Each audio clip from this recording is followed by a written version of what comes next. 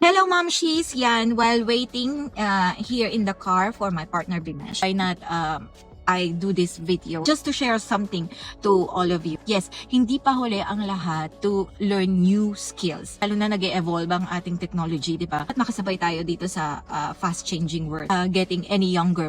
But that doesn't mean that we will stop from there. And for me, even though I'm already earning ng income, pero hindi ko kinakahiya na still, kasi diba, why not? Because if you learn new things, wala naman ibang makakakuha niyan sa'yo eh. Sa'yo yan, you invest it for yourself, diba? And then why not, these new skills can turn into new opportunity that will gonna give you extra income and side hustle, right?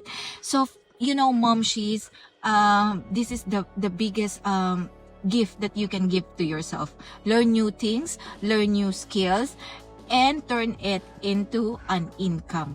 Turn it into an opportunity that will gonna help you reach your goal, right?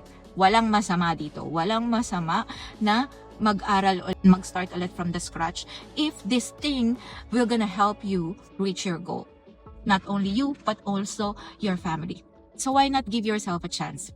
If you are on the same page with me, we are on the same goals, we are on the same aspect of life na I want this, I want to learn this para naman makaahon-ahon tayo sa hirap, just comment down below or message me and then I will gonna help you through this journey. See ya!